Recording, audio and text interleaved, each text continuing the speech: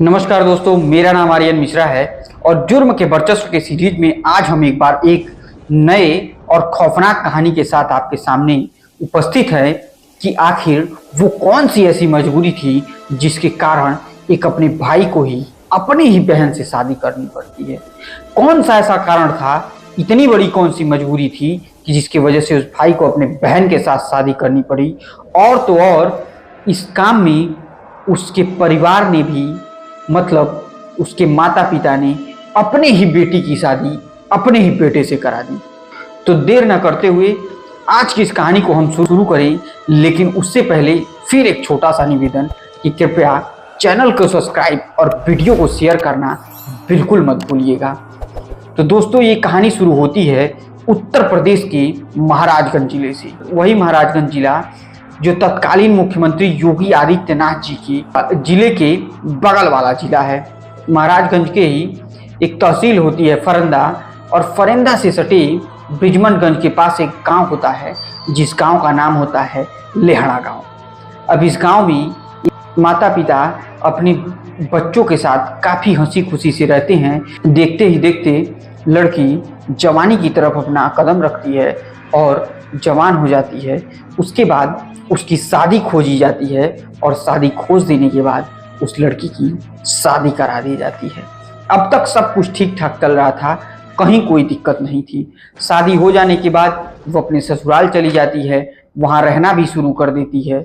और तकरीबन 4-5 महीने रहने के बाद जब उसके ससुराल की आर्थिक स्थिति ठीक नहीं होती है तो उसके पति को रोजी रोटी चलाने के लिए अपने गांव से बाहर किसी बड़े शहर में जाने की ज़रूरत पड़ती है और वो उस बड़े शहर चला जाता है। जब बड़े शहरों में कमाने के लिए चला जाता है तो समस्या ये होती है कि इस लड़की को उस घर पर अच्छा नहीं लगता है और ये लड़की अपने मायके यानी उसी ब्रिजमनगंज के बगल वाले गांव लेहड़ा पे आ जाती है। अब यहाँ रहना शुरू करती है। ये सब ठीक ठाक चलता रहता है कि एक दिन एक व्यक्ति इस लड़की से मिलता है और कहता है कि तुम्हें एक छोटा सा 1-2 घंटे का काम करना है, उसके लिए मैं तुमको कुछ रुपए और थोड़ा सामान दिला दूंगा। ये सुनने के बाद पहले तो आनाकानी करती है, लेकिन पैसे और सामान का लालच उसे वो काम करने के लिए तैयार कर देते हैं।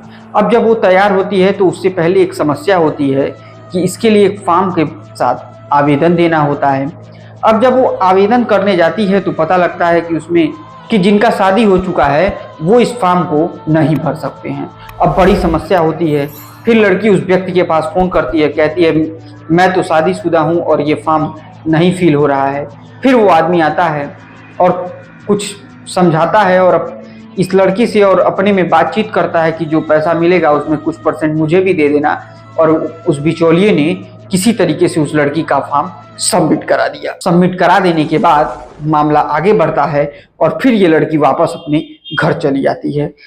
और जब ये लड़की अपने वापस घर आ जाती है तो एक दिन फिर उसी बिचौलिए का फ़ोन आता है कि देखो शादी करनी पड़ेगी तभी पैसा मिल पाएगा, नहीं तो पैसा नहीं मिलेगा। अब वो लड़की कहती है कि मैं तो पहले से ही शादीशुदा हूँ, अब मैं कैसे फिर से किससे शादी करूँगी। लेकिन वो बिचौलिया कहता है कि सच में शादी नहीं करनी है, तुम 2-3 घंटे के लिए अपने पति को बुला लो, आखिर पैसे भी तो मिल रहे हैं, साथ साथ सामान भी मिल रहे हैं। अब सब कुछ ठीक ठाक रहता है। वो अपने पति से बात करती है, उसे पूरी कहानी बताती है। वो बोलता है ठीक है, डेट रखो, उस डेट पे मैं आ जाऊँगा, शादी कर लूँगा तुमसे। लेकिन कि जिस दिन शादी की तारीख होती है वो तारीख होता है 5 मार्च 2024 को। पति को किसी भी कीमत पर ब्रिजमनगंज आना होता है, लेकिन उसकी ट्रेन छूट जाती है और वो तय समय पर नहीं पहुंच पाता है और वो बस पकड़कर आता है। अब इधर विवाह के दिन लक्ष्मीपुर के ब्लॉक पर मुख्यमंत्री सामूहिक विवाह के दिन विवाह की पूरी तैयारी हो जाती है और अभी भी दूल्हा नहीं पहुंचा होता है। सभी जोड़े आ जाते हैं, फिर भी दूल्हा नहीं पहुंचता है। ये लड़की भी तैयार होकर बैठ जाती है, फिर भी दूल्हे से बात होती है तो दूल्हा रास्ते में ही होती है। अब परिवार और वो बिचौलिया दोनों चिंतित, साथ साथ इस कार्यक्रम में जितने लोग जुड़े होते हैं वो भी चिंतित होते हैं कि आखिर दूल्हा कहाँ रह गया और अभी तक क्यों नहीं आया। फिर वहीं पास खड़े एक लड़के पर उस बिचौलिए की नज़र पड़ती है और वो कहता है कि तुम इस लड़की से शादी कर लो। तब वो लड़का डांटते हुए बिचौलिए से कहता है कि तुम्हारा दिमाग खराब है, ये मेरी बहन है, मैं उससे कैसे शादी कर सकता हूँ। लेकिन वो बिचौलिया कहता है अरे यार बेवकूफ़ हो, किसी और से शादी तो करा नहीं सकते, तुम कर लोगे तो कौन सा सच्ची शादी कर रहे हो। अब उसके परिवार वाले भी उससे प्रेशर देने लगते हैं। अब वो लड़का जो उस लड़की से छोटा होता है उस लड़की से शादी करने के लिए तैयार हो जाता है और शादी में तमाम अधिकारी, तमाम गणमान्य लोग, हर लोग मौजूद रहते हैं और ये विवाह धीरे धीरे संपन्न होता है। अब जब विवाह संपन्न होता है उसी दौरान एक व्यक्ति अपने मोबाइल से एक वीडियो रिकॉर्ड करता है और उसमें कहता है कि मुख्यमंत्री जी का बहुत बहुत धन्यवाद, उनका ही आशीर्वाद है कि जिसकी वजह से इन गरीब जोड़ों का कल्याण हो रहा है और इन लोगों की सकुशल शादी आज संपन्न कराई गई लक्ष्मीपुर ब्लॉक जिला महाराजगंज में। अब इसके बाद से वो वीडियो वो अपने सोशल मीडिया अकाउंट पर डालता है और वो वीडियो धीरे धीरे वायरल होना शुरू करती है और यकीन मानिए जैसे जैसे वो वीडियो वायरल होती है वैसे वैसे इन भाई बहनों की मुश्किल भी बढ़ना शुरू रहता है। अब ये वीडियो वायरल होते होते उसी गांव के एक व्यक्ति के पास चली जाती है।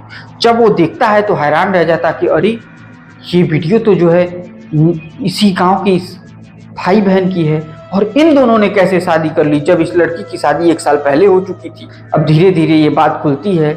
इस बात की शिकायत जिला अधिकारी तक पहुंच जाती है और ऊपर मुख्यमंत्री जी तक पहुंच जाती है। इस पर तत्काल एक्शन की बात कही जाती है और तुरंत जिला अधिकारी को निर्देश मिलते हैं। अब सोचिए कि शादी में एक से एक अधिकारी और गणमान्य लोग भी रहते हैं, उसके बावजूद एक भाई की शादी एक बहन से करा दी गई और बिचौलिए ने ऐसा गेम सेट किया। अब आनन फानन वहां के वीडियो तुरंत सचिव को निलंबित करते हैं और आदेश देते हैं कि उसके घर से पूरा सामान रिकवरी किया जाए और इन दोनों के खिलाफ कठोर कार्रवाई की जाए। और उसी दौरान पुरंदरपुर थाना में इन लोगों के भाई और बहन के खिलाफ FIR दर्ज कराया जाता है और इन लोगों को पकड़कर जेल भेज दिया जाता है। महज चंद रुपयों के लालच में अगर ये लड़की ना आती और इस बिचौलिए ने इस लड़की का दिमाग नहीं भरता तो शायद उस भाई बहन की इज्जत भी इस तरीके से नहीं उछलती और वो दोनों सकुशल अपने घर पर बैठे रहते हैं। तो दोस्तों कहने का मतलब ये है कि सरकारी योजना लेना गलत नहीं है, लेकिन उसे गलत तरीके से लेना ये बहुत गलत बात है। अगर आप उसके लिए सक्षम हैं तो कृपया इस तरीके की योजनाओं में सम्मिलित ना हो, किसी गरीब को मौका दें। तो दोस्तों इसी के साथ आज की ये कहानी यहीं पर समाप्त होती है।